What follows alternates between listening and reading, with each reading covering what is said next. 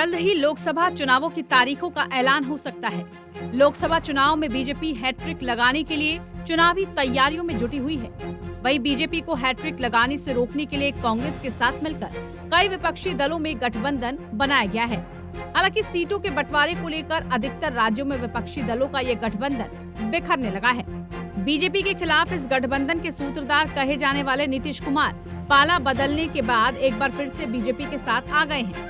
वहीं सीट बंटवारे को लेकर भी कांग्रेस मुश्किल में फंसती हुई नजर आ रही है। दरअसल कांग्रेस सहयोगी दलों के प्रेशर पॉलिटिक्स में उलझ गई है। बता दें कि कांग्रेस पार्टी 400 से ज्यादा लोकसभा सीटों पर चुनाव लड़ती रही है।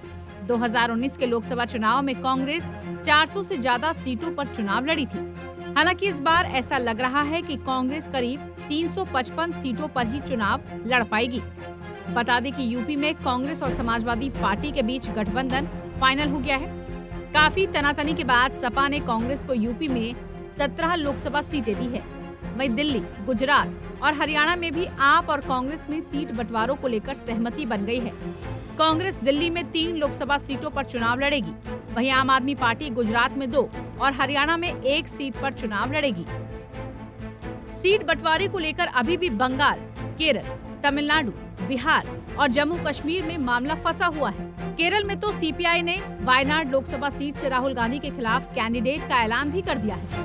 महाराष्ट्र और बिहार में भी सहयोगी दलों के साथ सीट बंटवारे को लेकर कांग्रेस की बातचीत चल रही है। दरअसल सहयोगी दल भी कांग्रेस पर दबाव बना रहे हैं। कई सहयोगी दलों ने तो सीट बंटवारे से पहले ही प्रत्याशियों के नामों का ऐलान कर दिया है, जिससे कांग्रेस भी दबाव में आ रही है। बता दें कि जम्मू कश्मीर में लोकसभा की 6 सीटें हैं। हालांकि फारूक अब्दुल्ला की पार्टी नेशनल कॉन्फ्रेंस ने भी 3 लोकसभा सीटों पर चुनाव लड़ने का ऐलान कर दिया। नेशनल कॉन्फ्रेंस के इस कदम से महबूबा मुफ्ती नाराज बताई जा रही हैं। वहीं पश्चिम बंगाल में ममता बनर्जी और कांग्रेस के बीच सीट बंटवारा अभी तक फाइनल नहीं हो पाया। महाराष्ट्र में भी शिवसेना उद्धव गुट 20 लोकसभा सीटों पर दावेदारी कर रही है। तो वहीं तमिलनाडु में डीएमके और कांग्रेस के बीच सीट बंटवारे को लेकर अभी तक कुछ फाइनल नहीं हो पाया।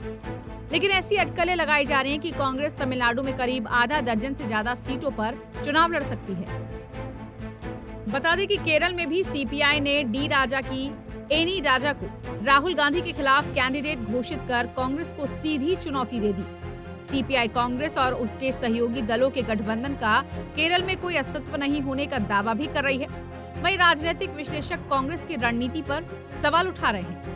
दरअसल अगर कांग्रेस ऐसे ही सीट बंटवारे को लेकर सहयोगी दलों के साथ जूझती रही तो वो अपने चुनावी इतिहास में सबसे कम लोकसभा सीटों पर चुनाव लड़ने का रिकॉर्ड बना सकती है। टाइम्स नाउ भारत डिजिटल की रिपोर्ट।